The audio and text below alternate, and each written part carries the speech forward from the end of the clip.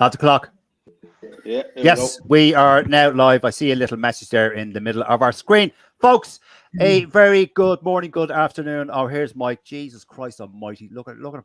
Late. Larry fucking let down. Mike Reedy. There he is. Look at him. Fucking tell you what, I was looking at it, Paul. I had to rush away there.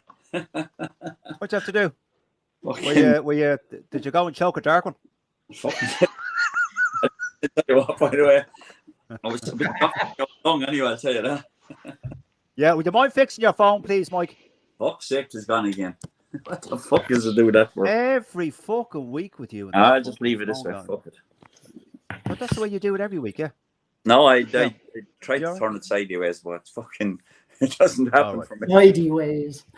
Sideways, Jesus Christ. Yeah. Right, folks, anyway, as I was saying before, I was rudely interrupted by Mike Reedy being late. A very good morning, good afternoon. They're already on. All, and welcome. Would you shut up, please, Jesus Christ, to your weekly dose of Mauls, balls and all. Every Wednesday at 8:30 in the group here, we talk about subjects that popped up in the group before we go into talk about the games that happened and the games that are going to happen next weekend. Of course, we're into the Heineken Cup and the Challenge Cup next weekend, but we will come on to them in due course. With me this evening is Matt Boland is with us. How are you, Matt O'Bean? Are you well in yourself? There's Richard Holland is with us. And the latecomer, the mercenary hater, Mike Reedy from Glasgow is with us as well. Gentlemen, evening, how folks. are we all? Are we all good? Are we all good? All good, Pete. All good. Thanks. not a bother. Good stuff. Okay. Yeah, we're all good. All right, South good job. Africa. Oh, Jesus, that's okay. A couple of messages. Evening, all watching in. So, how are you? Evening, gents. How are you? Ian Gilbert, as always. Hello from Madrid. How are you, Ian? Hope you're keeping well. Someone else says, "Evening, boys. How are you?" I can't see who it is. As always, I just see Facebook user, but I can see. Dan Copperweight actually put that up. So. Oh, there you go. How are you? Right. Ian Gilbert, I can see. We can all see Ian because he's on YouTube. Anyway, gentlemen. Let's kick off with some of the stories making headlines or rumblings that were in the group. Rumor hasn't been confirmed, I don't think. Well, at least I didn't see it anyway. But a lot of rumor about this one, Matt. Kitsoff is apparently leaving Ulster after one season and heading back to Stormers because the Stormers have apparently got... look at Mike Reedy there, delighting in this.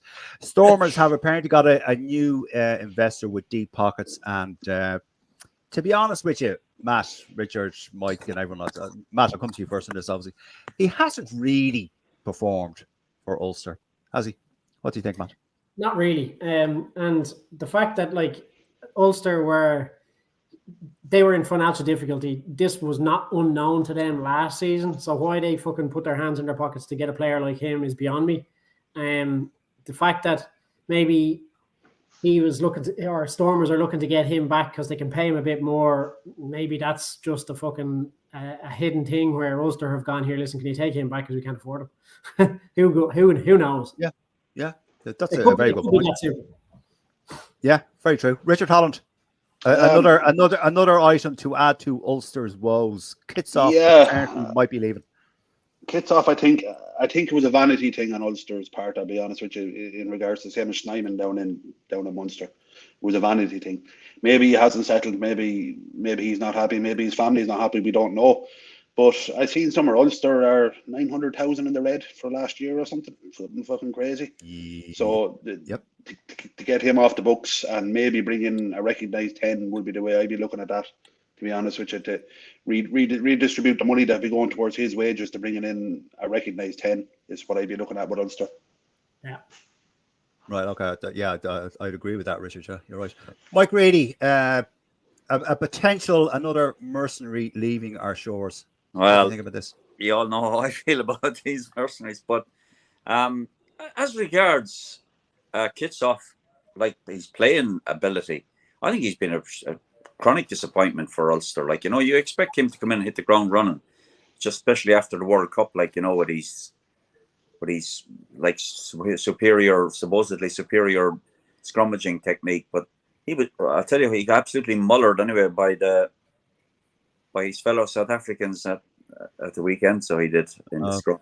What's his name? Malherbe or Well, Malherbe? Malherbe he only came on. I can't remember who even Malherbe only came on towards the end of the game, but he got pushed back a chronic rate when he came on. But he's been a disappointment, waste of money. They haven't. His family never moved to Belfast, so the writing's on the wall always when that is the case. And no, it's all wrong for me anyway. You all know how I feel about it. I'm definitely going to get a T-shirt, by the way. I hate mercenaries. Yeah. Love Mike Reedy. Someone says there, Jesus, we have an even number of Munster and Leinster supporters on the panel. Leinster can cover the Heineken and Munster can talk about the Challenge Cup, perhaps. Oh, is that right now? There you go. No, right. Someone says, heard it on a South African rugby magazine. Okay. Someone else says, Kitsoff was renewing all his sponsorship deals and being out of South Africa, he's saved a shitload in tax. A cynic would say it was almost planned. Mercenary. Yes, I would be. I would be that cynical head as well. We just have that mercenary fucking shit. Right. Okay, gentlemen, we park that one. The next thing that was got a lot of attention was the infographic that I put up. Mike Reedy, I'll come to you first on this, and we go around the other way. But the depth in the Irish squad in certain positions. Now, this came from Keane Tracy in the Irish Indo. He put it up, and it's a very informative piece of research and writing. And basically, what he did, he went 1 to 15. He color coded each position. Red on the jersey needed attention. Amber, work required. Green, we're fine. Okay. 2 positions he highlighted, Mike, that attention was needed.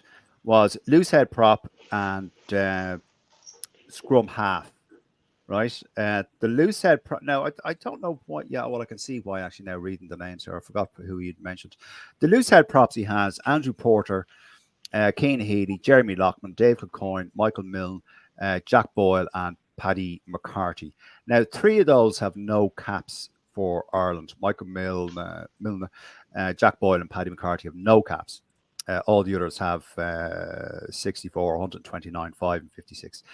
Is the loose head an area, Mike, that we really need to start concentrating on? Absolutely, 100% we do.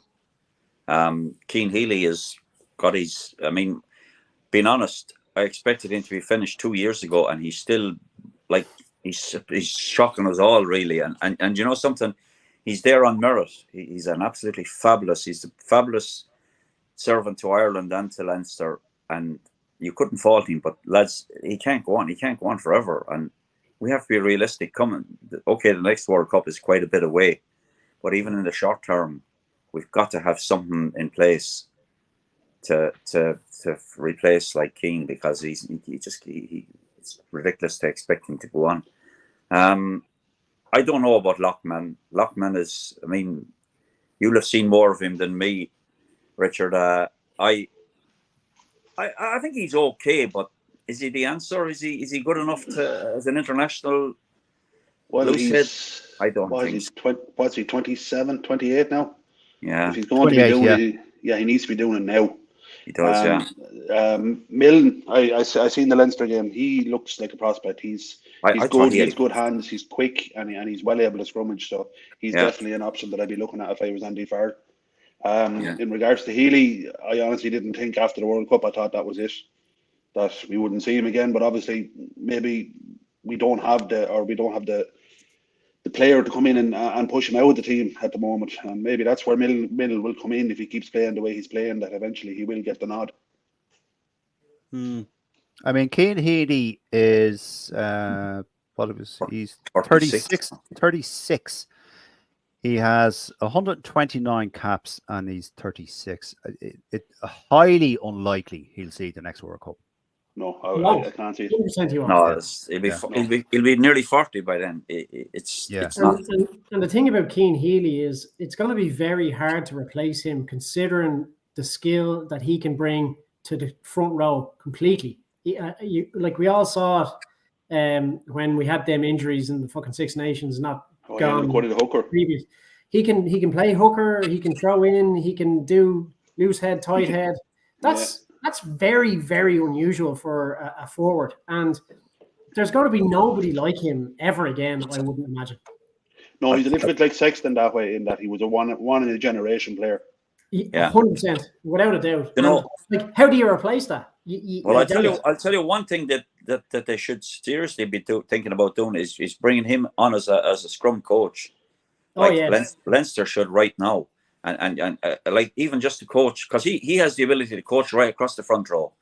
Exactly. So, he'd be an absolute asset as a scrum coach, Mike. 100%. You've nail on the head right there. Yeah, but I tell you, sorry, Mike. Were you going to say something there, Mike? No. I agree with Richard about Milne. I was impressed with him, especially at the weekend there. I thought he had a decent outing when he came on.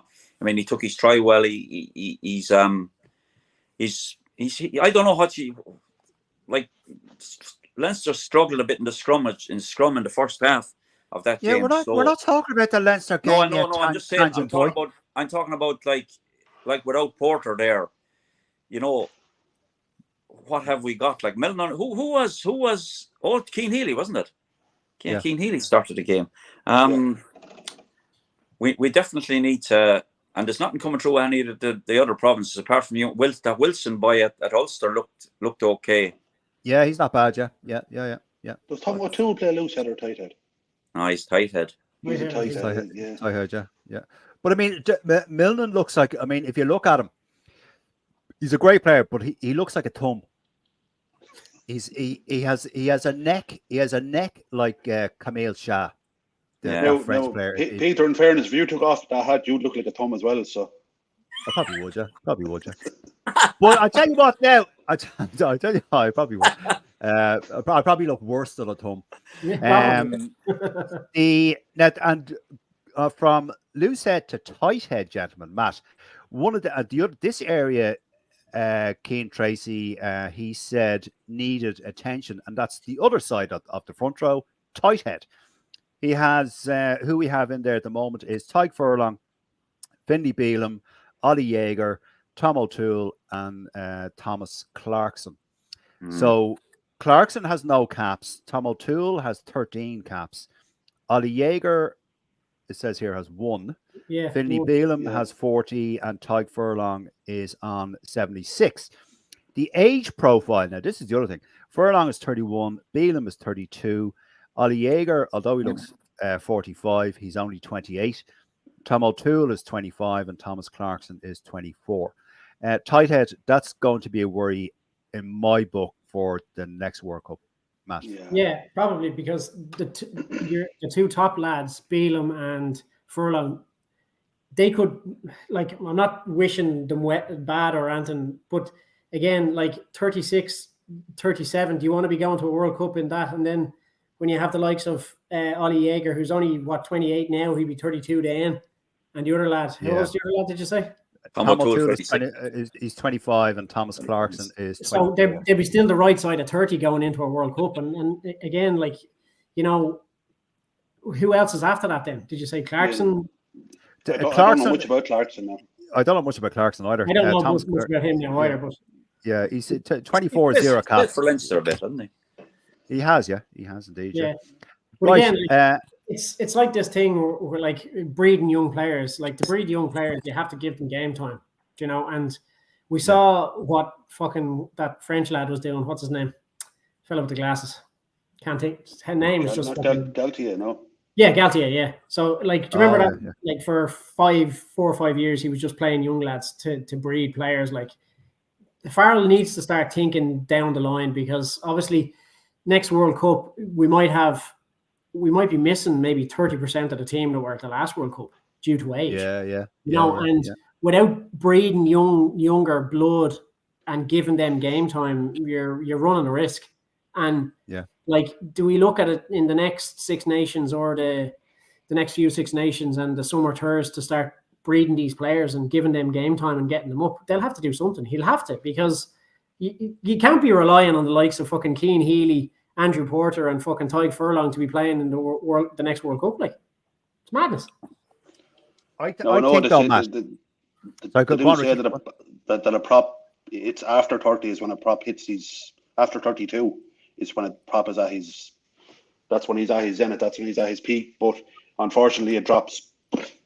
Once they hit 35, 36, it drops off, and it's just the nature of it. But yeah, they do need the blood players, definitely. 100%, yeah. Either side of the scrum. They need options there that are 24, 25 now. So they're hitting that World Cup, coming into the best form, potentially, of their career. Yeah, so like you should be looking at the provinces going, right, who are all the players around 25, 26 that are playing frequently for club or province or wherever, and start looking at them and getting them possibly into the team for training purposes or in for camps and stuff. Even that's enough to get them kind of towards going onto a pitch and get them on the bench for fucking some game times off peak. Like we have summer tours, we have autumn internationals, the July games match coming up. But that's what I mean. And then you've the autumn internationals. Then after that, before the Six Nations. So fucking start fucking throwing names in the hat. Like it's the only way. True. Okay, Mike Grady. Your thoughts?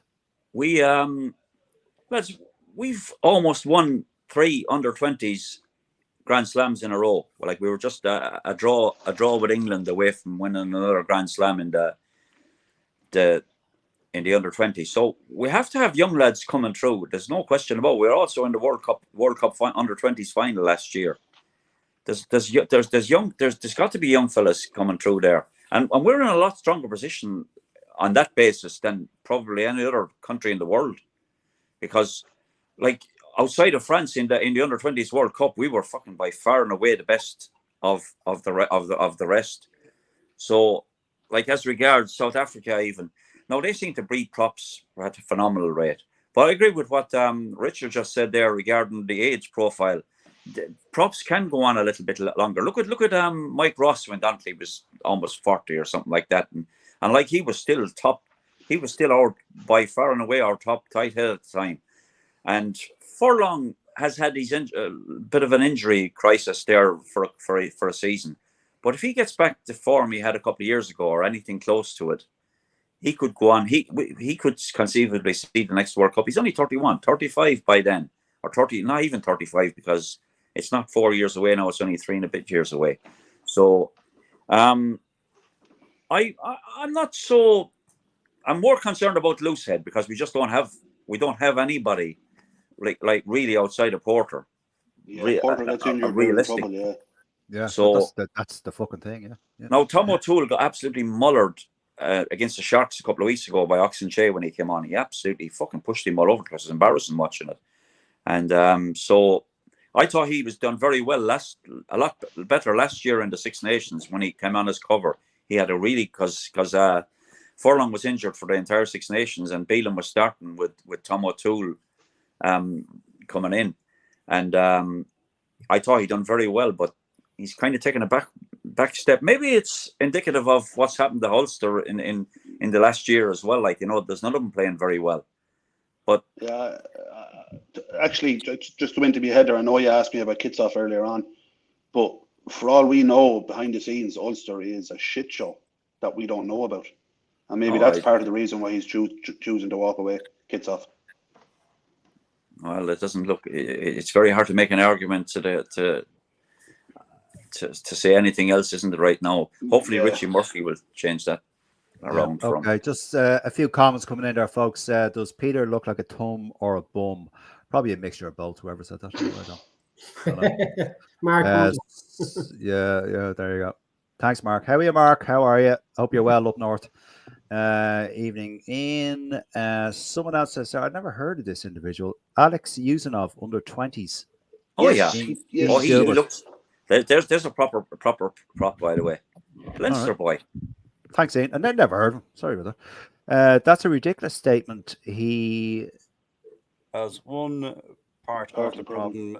Look who was looking him out. Is that a reference to the prop situation? I'd imagine so, yeah. Yeah, the modern game is totally different to 10 odd years ago when the kids are looking after themselves the way they do these days. They are all playing well in the latter years of 35 plus. Jeez, we're after hopping up there. It's injuries that hinder that. Yeah, okay. There's a big jump between the under 20s and even provincial level. Yes, there is, let alone senior international level. Yes. I know Mike will hate it, but we do need mercenaries between the young props and the likes of Keane Healy to keep things ticking along. No, we don't. Yeah, there is a certain amount of truth in that. Shut up. No, we don't. Thoughts on Munster camp unhappiness, rumours, and Palm contract situation. Yeah, we'll come to that. That's certainly on the agenda. Murphy will have a big say, I think, says Gregor Galway. Hiya, Gregor. And I must say hello to Megan, who also tunes in regularly on a weekly basis. Okay. Now, Mike Reedy, I'll come back to you and we go around the other way. The other position that was highlighted as needing urgent attention was scrum half. So Joaquin Tracy has put down the scrum halves at the moment are Jamison Gibson Park, Conor Murray, Craig Casey, Caelan Blade, and Nathan Doak. Nathan Doak having 0 caps. Caelan Blade, I don't know, would he be back into the fall? I don't know. He has 2 caps. Craig Casey 14, Conor Murray 116, and Jamison Gibson Park 35 caps. Now, the age profile, Mike, Gibson Parker is 32, Conor Murray is 34, Craig Casey is 24, Caelan Blade is 29, and Nathan Doak is 22. Mike Reedy, that particular position. Well, obviously, Gibson Park is head and shoulders above the rest right now. He's miles ahead of the rest. So it is going on that basis alone. Like we haven't, it's almost like the situation with Johnny Sexton was so far ahead of everybody else, like at fly half. We were frightened to put anybody in, but if we don't put him in, no, I know Richard, you didn't think Casey had a good game at the weekend. I thought he was all right, by the way. I actually like Craig Casey, and the reason I like him is the pace he gets to the breakdown. He's like lightning. Now Conor Murray's as slow as a week in a fucking jail, and so is Nathan Doak. Like if you see the difference in the pace and like the pace at which they use the ball as well. No, I like Casey. I do. I think if he played with good players on a consistent basis, he'd become a better player. Now, how does he do that? Like Munster are playing a different brand of rugby right now compared to what they were in his first couple of years, and I think that's setting him back massively, like all Munster players. But Caelan Blade has never really got a chance, so they obviously don't fancy him now. So I don't know. I think he's a good scrum half, but obviously the powers that be don't share that view. I really don't think Nathan Doak. I think he's a better fly half, which he proved at the weekend there for me, than he is a scrum half. I think he's too slow. His decision making is slow. He does give you the added advantage of being a goal kicker, but we need a. But you have the other young boy that came through that played with the 20s last year. Young boy, Leinster boy, what's his name? Fintan Gunn. Like he looks. Lads, we're always worried about these guys, making a step up from the 20s. But fucking other countries, France didn't worry about it. France brought Antemac and Dupont in when they were only fucking 21 or something like that. I think Ireland need to start doing things like that though. Yeah. To get players, because I have no it's very rare. It's no very rare. with... It's very rare you see the under 20s going straight into the Ireland setup. Like, well, we're not even talking about under 20s. We won the Grand Slam 3 years ago. No, but what I'm saying is it's very rare to see an under 20s player finish with the under 20s and go into the Ireland setup. Absolutely, yeah. But like there must have been players on that team. I can't remember them for me now who they were like 3 years ago. They won a Grand Slam under 20s, so they can't be. They must be thereabouts by now. They're probably in the provinces playing with the provinces, but you don't see them in the Ireland setup. And I don't know what the situation is here with players that finish playing in the under-20s, go to their relevant provinces and play there, but then they don't seem to go that further step up into the Ireland team until later, a little bit later on, maybe 25, 26. I don't know what there's a gap there that's something we're not taking advantage of. And when the players come that are playing really well in the under-20s and then have finished with the under-20s, need to start going straight into fucking, because they're well used to playing in Six Nations. They're well used to playing against teams like France, England, and Scotland. You know, why not fucking throw them straight into the Ireland setup? Like, They're well used. They're well used to that setup, Matt. That's what I mean. Pressure and all that sort of stuff by playing in those competitions. So that's what I mean. So why aren't they being into the Cedar team? Look at France. Yes, I agree with you. Yes. Look at France in this year's 20s competition. When they came to play England in the last game, they're under 20s. 7 of their players that hadn't played in the previous rounds were brought in from their respective club sides that they are playing in the Pro 14 every week. So, like, are we too reluctant to bring, especially lads that are 23, 2 or 3? They should be. You're as much of a manager ever going to be by the time you get to that age. It goes back to the saying: if you're good enough, you're old enough. Exactly. Yeah, 100%. I 100% agree with that. Yeah, I think this is where the whatever's going on with the Ireland setup, they're not getting these players in to give them fucking time with the senior squad, like, and I don't know why. I don't know why that is, and why they're not doing it. Yeah. I'll tell you something else. Irish. Hold on, Mike. Hold, Mike. He has a fucking bee in his bonnet there now. He has fucking hell. No, I was going to say Richard Irish Holland. Richard Holland. Richard. Oh, right there, Mike. Time out. Jesus Christ, fucking hell! Take out the fucking Duracell batteries, will you? Richard Holland. What was the question again? Your thoughts on fucking scrum half or whatever? Yeah, my opinion on scrum halves is to be treated with equal disdain and derision. No, look, it is something we need to look at. So Gibson Park 32, Murray 34. So I do like Casey. I think he needs occasionally to put the head up and instead of going for a quick ball or a quick run, just take a breath and see what's happening. And like even when if they get a penalty, you're always worried that Casey's going to tap and go and turn the ball over because he's a small man. If he gets in and gets isolated, the ball is gone. But he is a good player, and he probably, when the other two guy goes, he's probably going to be the starting scrum half for Ireland in the future. In 4 or 5 years' time, he does have that. But now maybe that bit of temperance will come with age as well. He is only 24. You know that.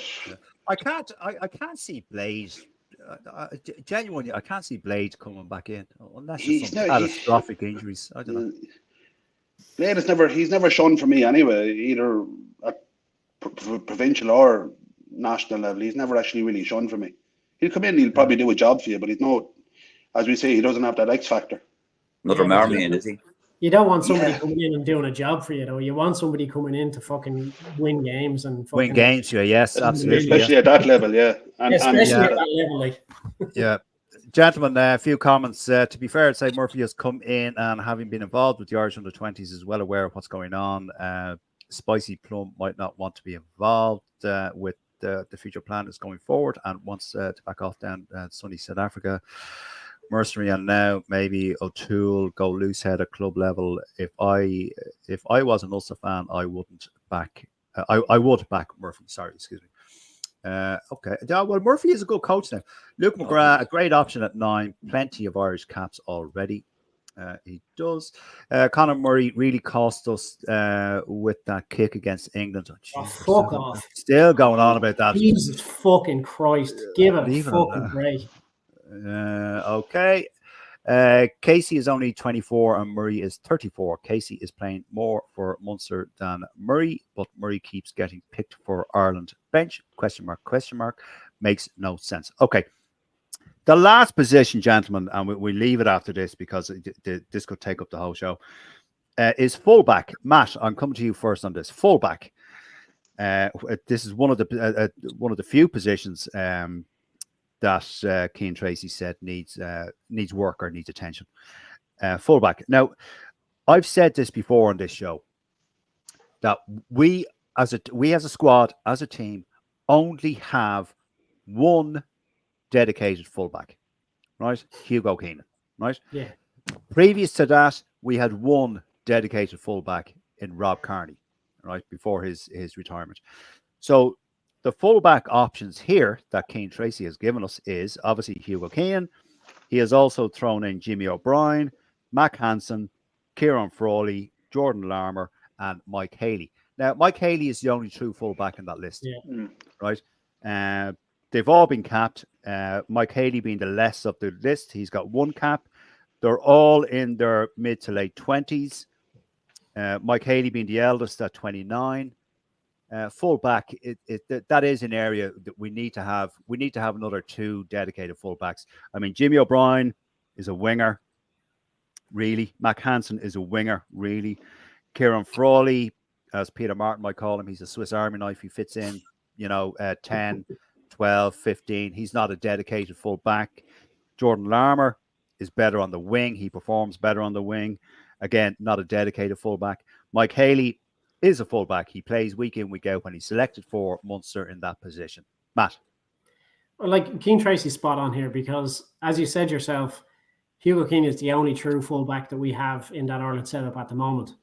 When he got injured, it threw a spanner in the works because he had to look at Kieran Frawley, who is not a genuine fullback. He was playing on the wing. So again, playing players out of position is never a good thing when injuries come along. So absolutely, we need to have a Mike Haley type or a fullback that's available to the team for when Hugo Keenan goes wrong or gets injured. And if Hugo Keenan gets injured and Mike Haley gets injured, and he's number 2 selection, say, coming to the next fucking Six Nations, who do we go for then? You're back in the same fucking role again and going, right, we have to switch positions again.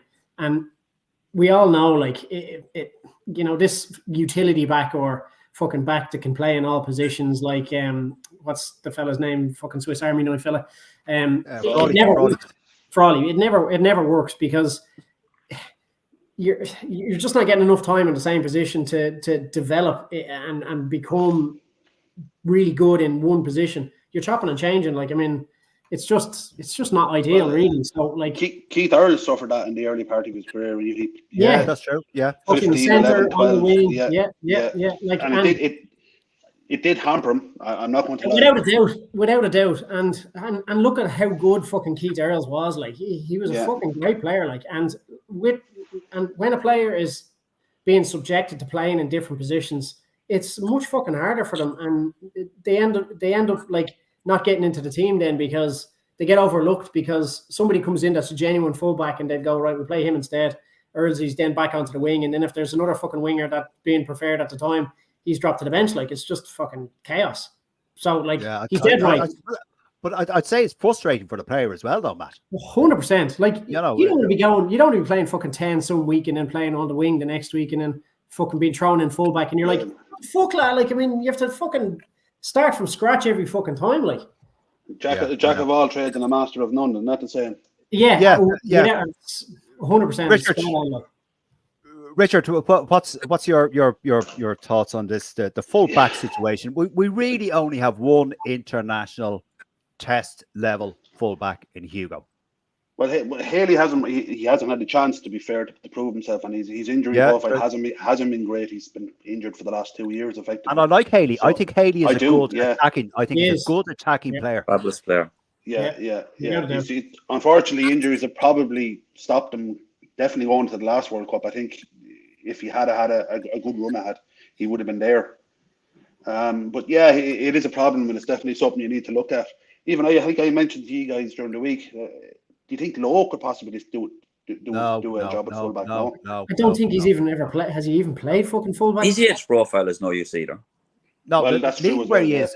Leave him where he is. There's no point in changing Lowe at this stage. Leave him where he is. Yeah. No, it's definitely something that needs to be looked at, and it's something that's been highlighted for the last 3 years. Is that the only fullback we have is Keenan.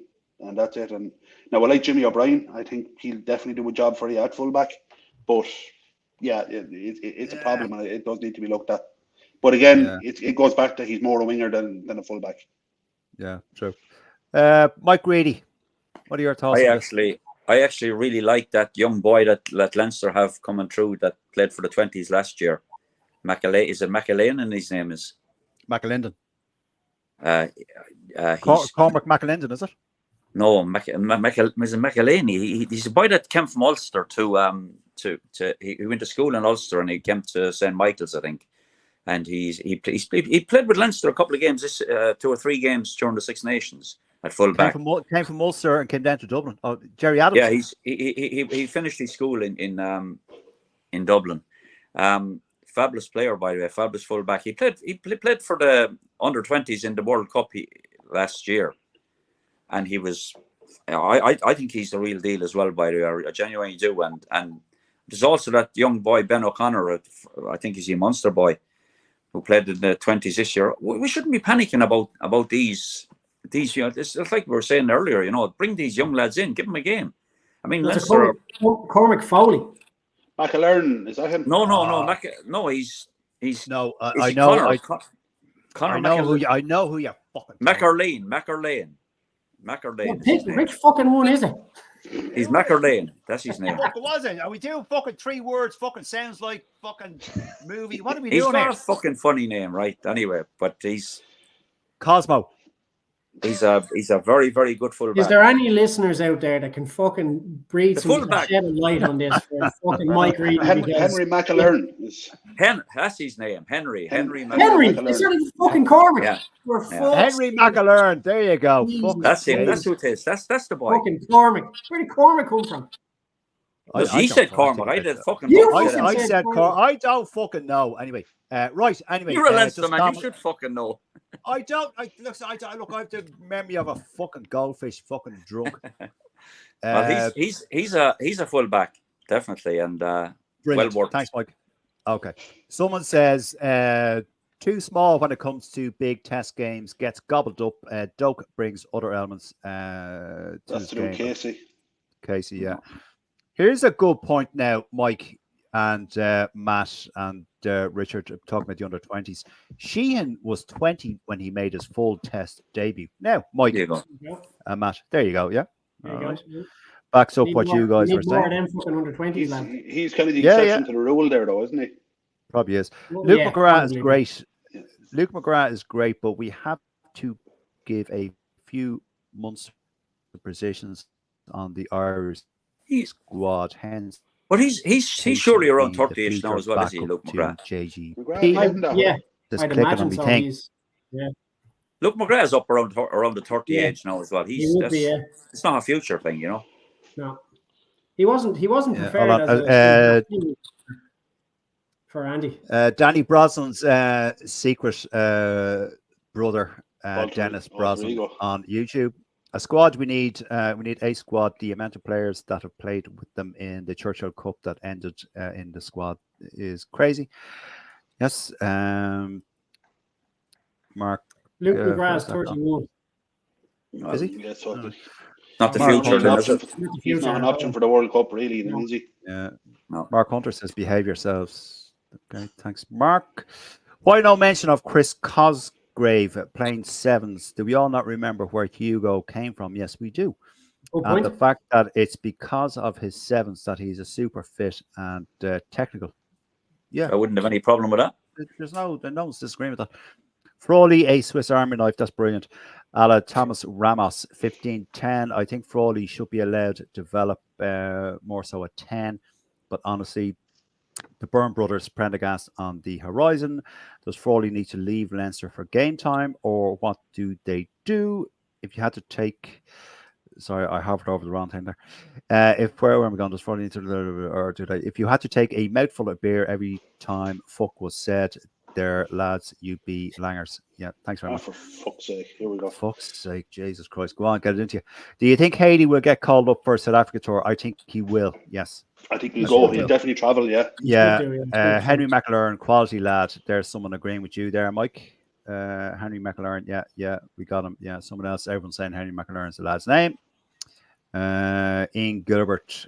Sam Prendergast is one of the brightest hopes of recent under-20s, now 21, talking about bringing young players into the squad. Prendergast is good. There's no doubt about that. We've mentioned Prendergast on this show before. He is a great player. Needs to bulk up a bit, get a few supersized Big Macs into him. You know, he will be good.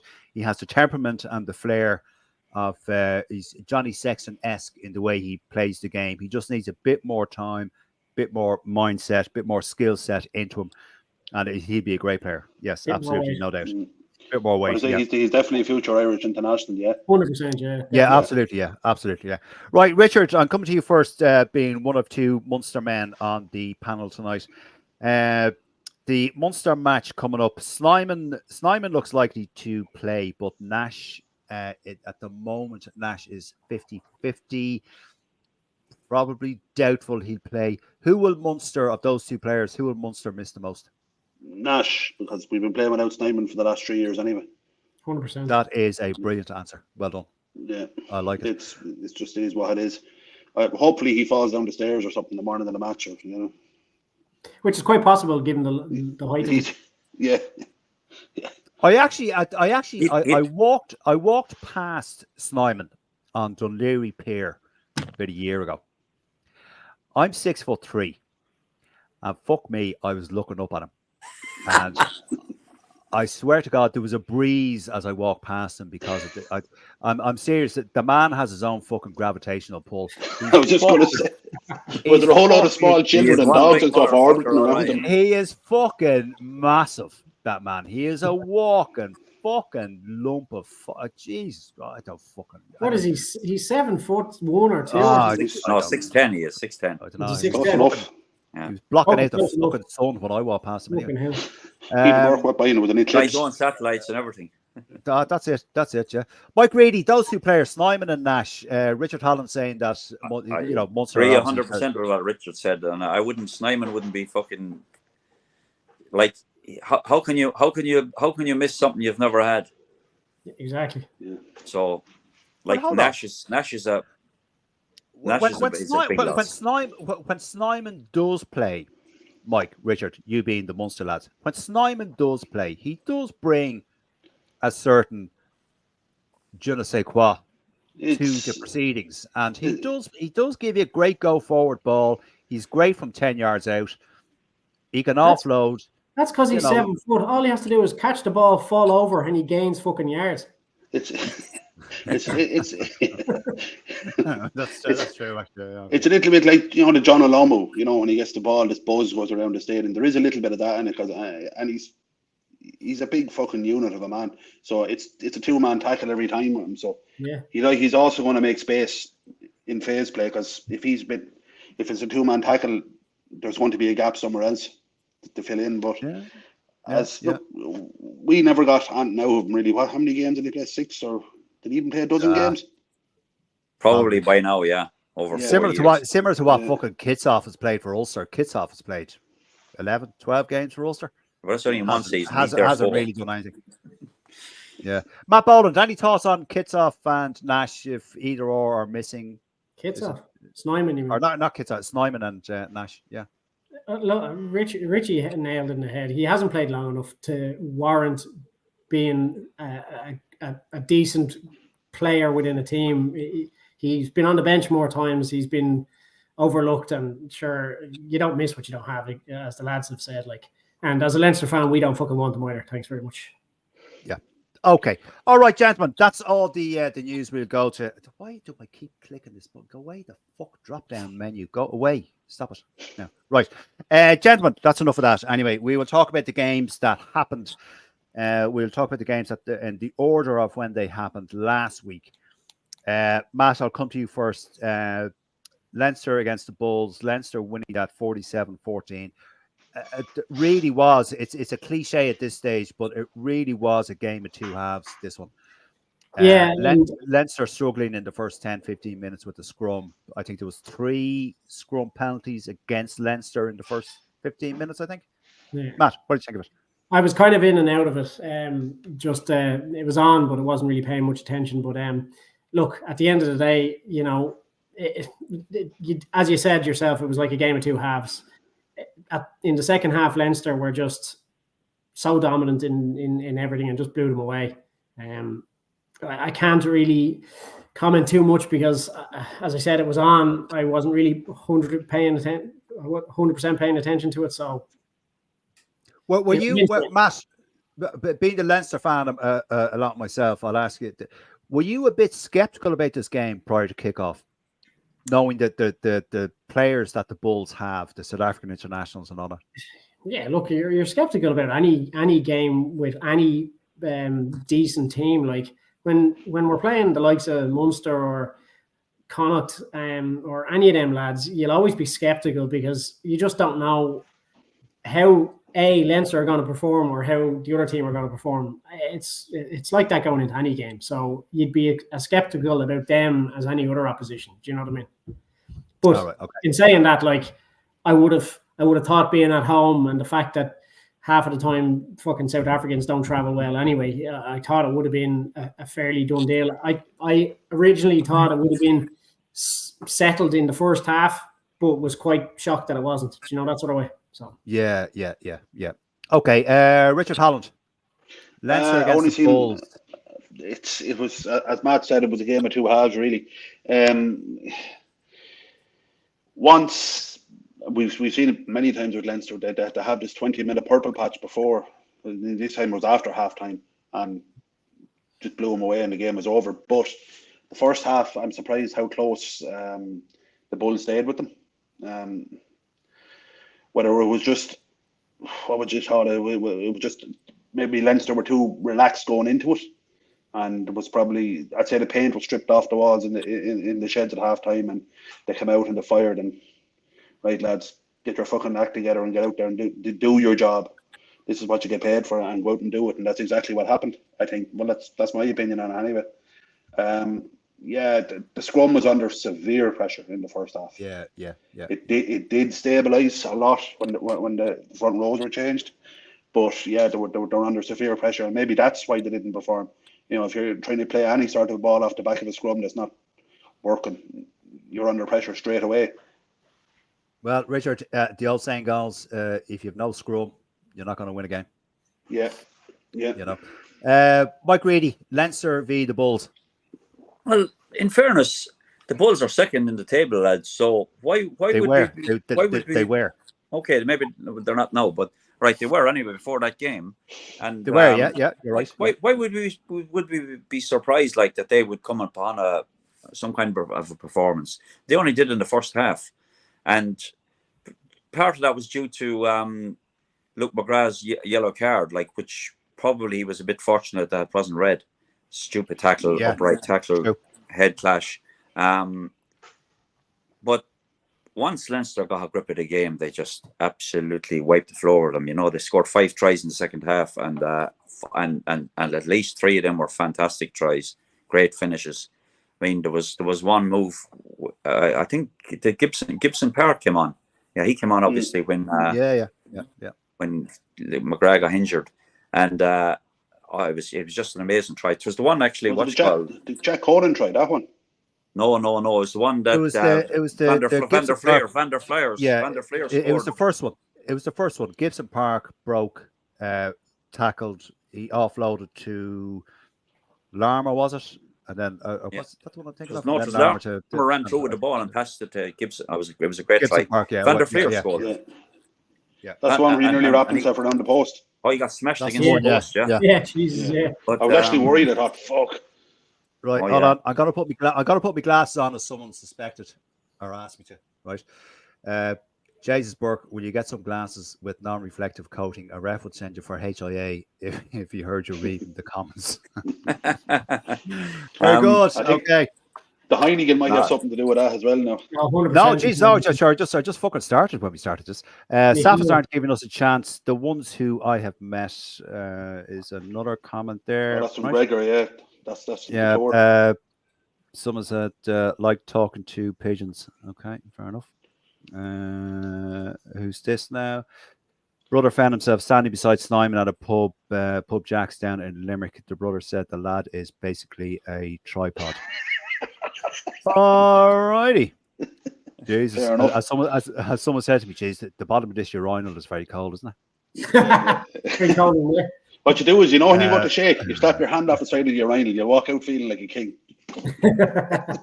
Yeah. Kick- Okay. kick All Bach teams play the same. They come out for the first 10, 15 minutes and try and bully play Scummy and Yeah. hope they get over. When it fails, they crumble and implode.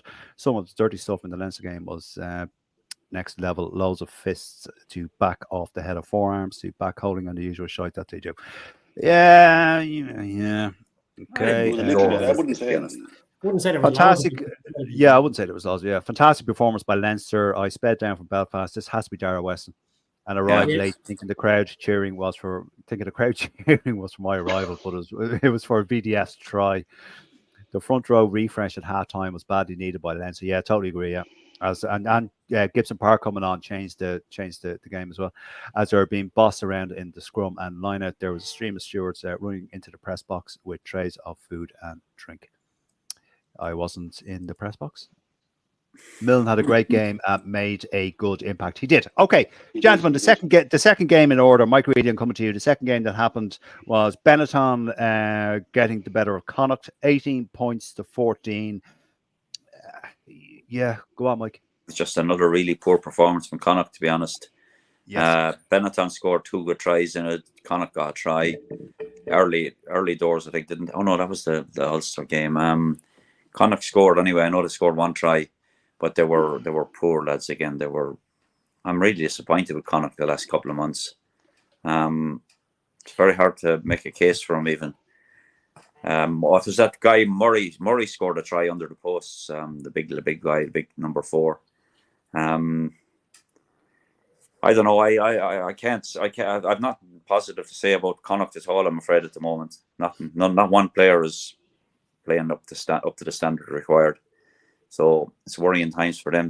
Why is that, Mike? Is your man? Sorry, Mike. Is your man the coach Wilkins? Do you think he's out of his depth? I don't know, because they started off the season all right, and they've been playing okay. And I think they have a small squad of players. Bundy being missing and Mike McHanson being missing and Beelan being missing doesn't help their cause, because they haven't got the squad depth to counteract that. So perhaps that's created its own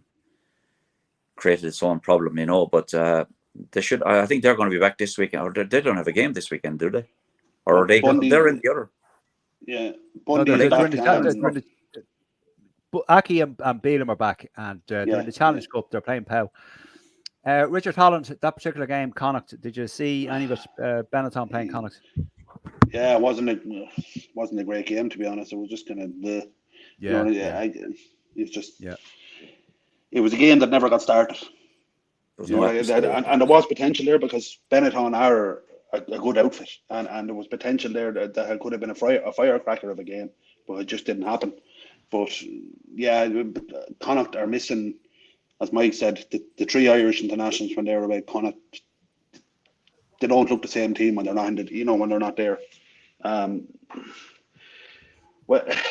the coach is only in, so I will give him the benefit of the doubt, and he's rebuilding and he's trying to get his own stamp on the team. So hopefully we'll see an improved Connacht next year. Matt, any thoughts on this? Didn't see it. Right, okay. Great job. Right, Matt, back to you. Stormers getting the better of Ulster. Stormers 13, Ulster 7. Ulster led for most of that game. Storm, you didn't see it, did you? Didn't see it. No, fair enough. Okay. Richard Holland. Oh, it wasn't a poster child for a game of rugby. No. Fucking awful. I think Ulster scored after 7 minutes, and there wasn't another score until 54 or 55 minutes. It was just fucking terrible. Yeah. It was just awful. Yeah. I don't even know if both teams had lost, it would have been a good result. That's the only way I can put it. It's just fucking terrible. Yeah.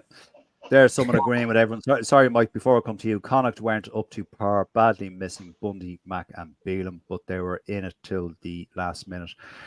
And Issacore scored. Okay. Mike Reedy, that particular game, the Stormers against Ulster, I thought Well, it was a I'm going to fucking be honest. shite game.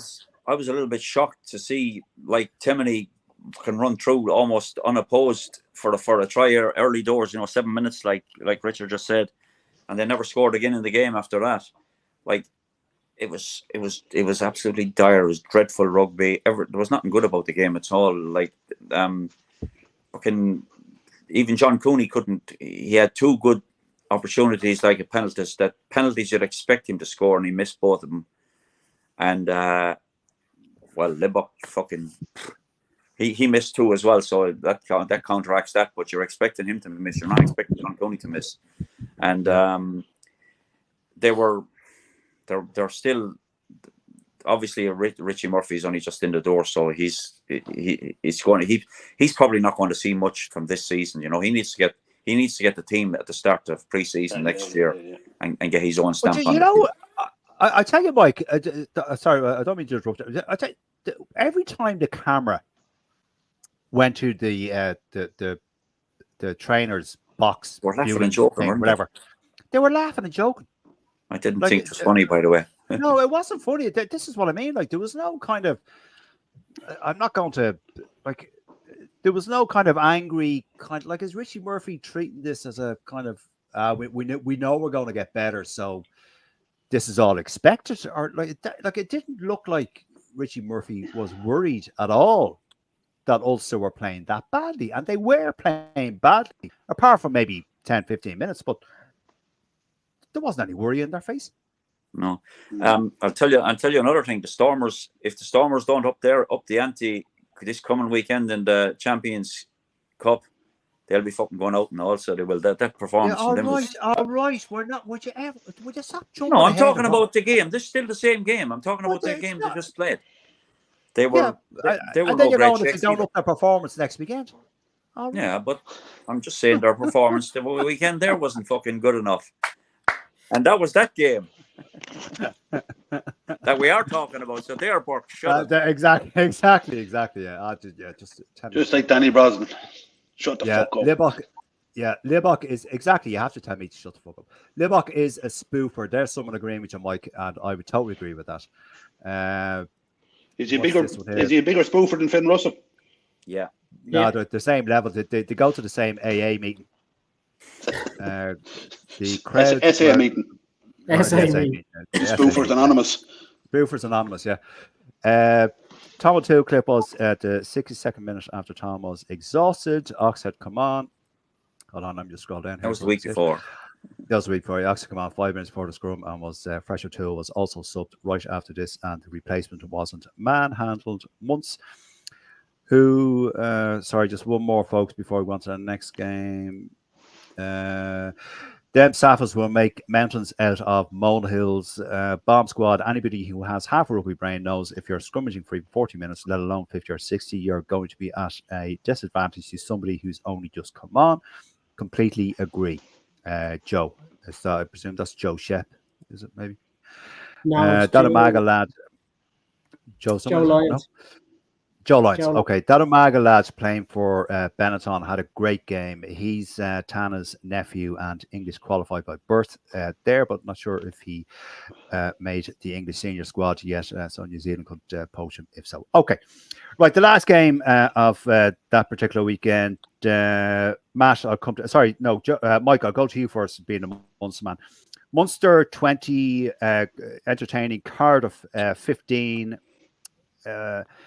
I tell you, Munster won that game, but if Munster play like that next weekend against the Saints, they're not going to win, Mike. Oh, fucking get mullered. Absolutely mullered they'll get if they play like that. There was no score in the game for 38 minutes. Yeah. I mean, Munster decided to take a penalty on the 38th minute and scored it. And then they got a couple of tries. And it looked like they were going to run out easy enough winners, maybe even fight for a bonus point. But they've done the classic, what they've done most of the season, allow other teams back into the game, and like Cardiff weren't good enough to fucking take advantage of that. But was well below. I mean, the amount of handling errors was shocking. You know, it was just one after the other. And I mean, when you make a mistake, you don't compound it by straight away making another one. You have to, like, the weather conditions weren't that It was dry. bad. It was a dry night down there, so there's no real I excuse wouldn't for. have been able to tell you that now, but look, fucking the way the handling was that there was must piss and rain, but it wasn't, as you say. I couldn't understand it, man. There was just one handling error after the other, and poor. It wasn't a great game either, but you know what? They went away. They got the points, and they won the match, and that's all I'll say about it. They weren't good. They'll have to up the ante massively against Southampton, or they're going to get absolutely fucking thumped.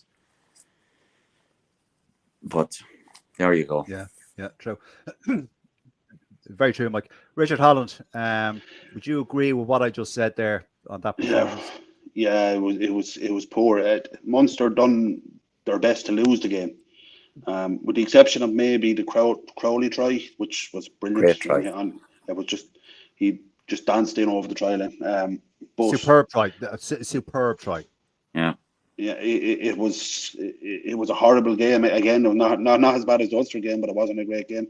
Munster tried their best to lose that game.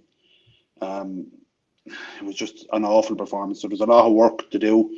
Their handling was easy passes that a schoolboy would take. They were dropping and knocking forward. There was O'Mahony, for all his greatness, there was an awful lot of back chat at the ref. It was actually said he was going to send him off. The whole match. Yeah. So that's something he needs to rein in a small bit, probably, if he does. But no, it's a win. The 4 points we'll take it, but it was a terrible performance. Northampton will absolutely hockey us if we play like that.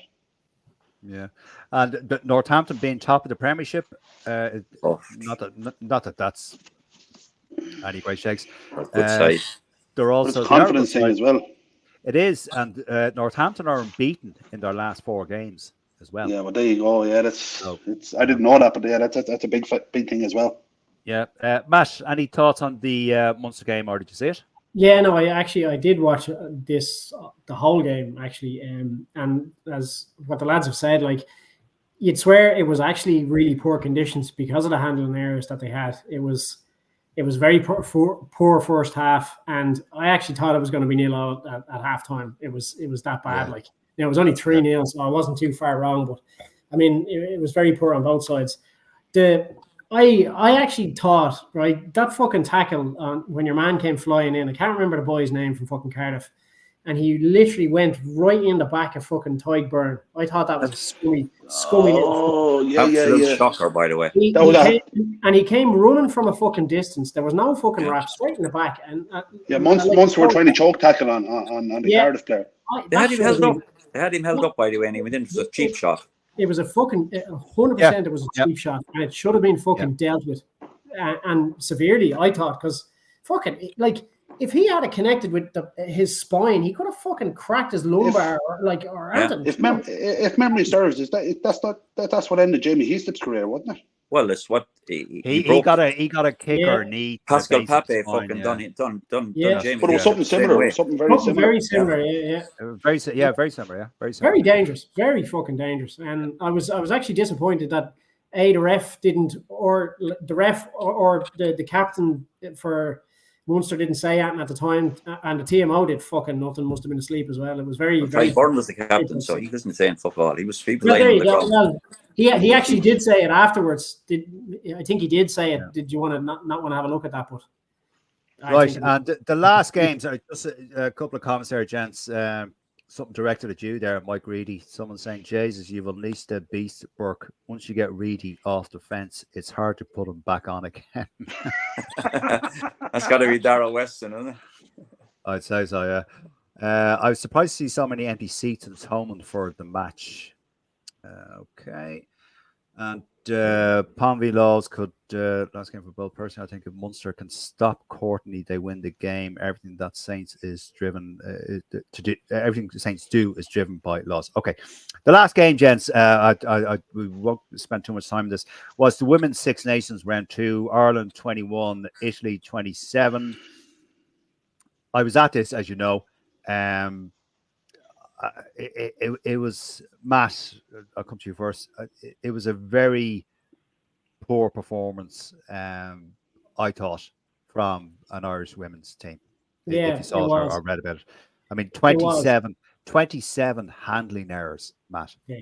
You can't. Look, I actually watched this game as well, and I was disappointed for the girls because normally they are fucking quite good, like with their handling and their abilities and all that sort of stuff. And when they did start to get a lot of phases together, it just seemed like it was just too late. Where towards the end of the game, they could have possibly even like got that last try and fucking snuck a 1-point win, which probably they would have deserved it if they had got it. But like their handling was what let them down. Now, don't want to take away from Italy. Italy played really well as well. They had some fucking great tries and tries that were kind of long run-ins, like from their own half. That girl on the wing, fuck, she was like a fucking bullet. She was fucking so fast. And I can't think of her name, anyways. But it was spaghetti. Andretti or something. Tagliatelle. Tagliatelle. Yeah, there you go. Yeah. Anyway, look, disappointing for the girls, but after the bad defeat away to France, you know, they did all right. Like, you know, if you look at the last 6 nations that they played in, they scored 2 tries over the whole thing. You know, so they scored 2 against France. They scored 3 against Italy. So they're building. You know, they are building. It's without a doubt they're building year on year. So hopefully they can get a win in this tournament. But look, the other teams were professional long before the Irish team were, so they're doing well. You know, they're playing well. Yeah. Okay, Richard Holland, did you see any of this? Or? I was working. I didn't see any of it. All right. Okay. Mike Reedy.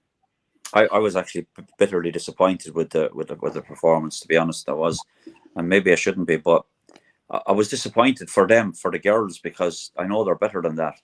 And the handling errors, like again, the same as the Munster game was. I mean, they started off. They got a great try early on, and they were flying like they were offloading the ball. It was brilliant. They were playing brilliant for the first 10 minutes. Then it all went to pot for the next fucking 50 minutes, and then they played well again at the end. But it's I don't know. I don't know what to say. They had number 22 came on, and she was, to me, she was a disaster. I can't remember her name is Fallow or Furlow or something like that. Don't start with names, Mike. I can't remember her name, but she was. But you know, Mike, I'll tell you what, Mike, what typified, and Richard and Matt, what typified that performance for me, and was when the scrum half, Breen, fired out a pass to Bevan Parsons on the wing. And if Parsons had caught it, it was a try. Yeah. Small margins. And that was Parsons' fault, to be fair, who's normally fucking top notch. It was just so fucking frustrating. Jesus Christ. But anyway, there we go. They did okay in stages, but just couldn't keep it. They couldn't. And you know where they were really poor lineup? We got absolutely mothered in the fucking lineup again. You've got to secure your own ball. Throw the ball to the fucking front. Do something. Yeah. It's just right. Okay, gents. A lot. Just comments get through. Then we go through. We fly through next weekend's games. Someone says a lot of handling errors. That Italian hooker had a savage game. The girls will be fuming after that and hopefully come out of the block against Wales in 2 weeks. Hopefully so.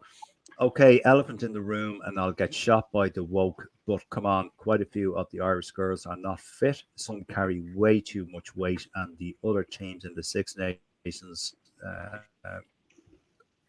all look. I don't agree with that. I don't agree with that at all. Yeah, it also goes back to the fact that we've literally just turned professional. So it's as Matt said, it's a work in progress.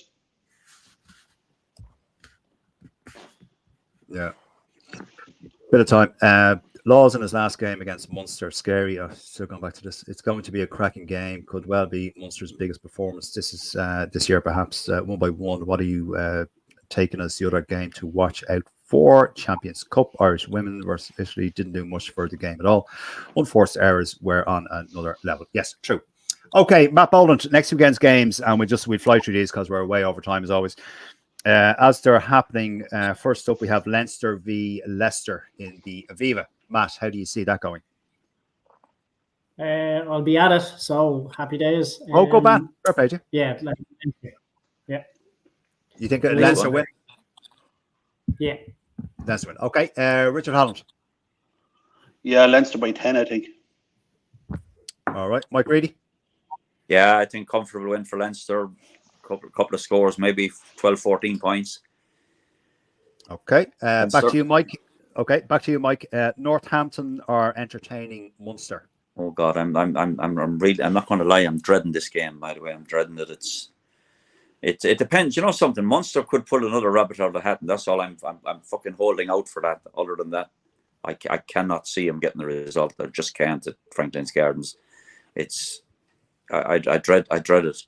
Now the only thing that gives me slight hope was when they played Northampton already earlier in the season, and they just threw it away in that game. So hopefully they can pull something out of it. But I can see that was back in January. They lost by 3 points or something like that, wasn't it? Yeah, something like that. Yeah. Okay. But I can't see anything other than the Northampton win. I'm sorry. I'm afraid even as a Munster man, it's the way I see it. Okay, Richard Holland. It's either going to go two ways. It's going to be one of these Leinster or these legendary Munster away games where they'll just battle it and get the win, or it's going to be a very long day for Munster. I actually don't know which. I don't either. All right, well, we'll find out soon enough. Matt Boland. Yeah, look, I mean, Franklin Gardens is hard to go for any team. I hope Leinster or Munster can do a job on them, but I can't see them winning, to be honest with you. I reckon if they get a losing bonus point, they'll be doing well. Yeah. All right. Okay, Matt. Back to you. The other games now. We have Montpellier are entertaining Ulster. Montpellier. All right. Okay. Richard Holland. Yeah, Montpellier. Right. Okay. Mike Reedy. I would have to say the same. I'm afraid. I don't like it, but that's the only way I can see it. Okay. Mike Reedy, back to you. Pow are entertaining Connacht. Jesus. Actually, Paul. You know, I'll tell you what. I'm going to go for Connacht because I'll tell you what, they can never be as bad again as they were the last 2 fucking weeks. Of course they can. They're fucking Connacht. Please no. Right. Okay. Richard Holland. Poe. It's at home or away. Connacht away. I'm going to go for Poe or whatever the fuck you call him. I think at the moment Connacht are a team that are bereft of confidence. So to me, I don't think. Bundy's back. No, come here. Don't forget, gents. Aki and Beelum are back. Yeah. Well, that's true as well. That's true. No, I still think they're. No, I still think I can't see him do it. Okay, fair enough. Matt. I think it's going to be Poe because they're a very difficult team to go in and play against, especially where they are. They're halfway up the fucking Pyrenees Mountains, and it's right down the south of France, and they're actually a good team. There's some big names in that Poe squad, and they're fucking nearly always up top half of the fucking top 14 going back a year. So it's going to be a very difficult day for Connacht. I would expect, and they'd be doing well if they got a losing bonus point. All right. Okay, gentlemen, thank you very much. We'll just end on a few comments there. Leinster should beat Leicester, but my fear is that it'll be a very physical game with cards, so hopefully we don't pick up any injuries or suspensions. Fair enough. Just keep an eye on the penalties with Pollard on the pitch. Hopefully not too many. Should be a Leinster win. Yeah, okay. Got that. What's this one? Is Grennan travelling to Poe? If so, that's 3 points for Connacht. I think there'll only be one score in it, and having Bundy back would be a huge confidence boost for the lads. It will indeed. And listen, That's all we got time for, gentlemen. We're 15 minutes over time. All that's left for me to do is to thank Matt, Richard, and Mike, and Thanks, indeed lads. all of you for watching and commenting and contributing. It's very much appreciated. We do it for you and for interaction and all that sort of stuff. It wouldn't be the same without you. So listen, folks, until next week, thank you, good night, and enjoy the rest of your evening. Cheers, Good night, lads. everybody. Talk to you Cheers, soon. lads. lads. Good luck. Good luck. Bye, bye.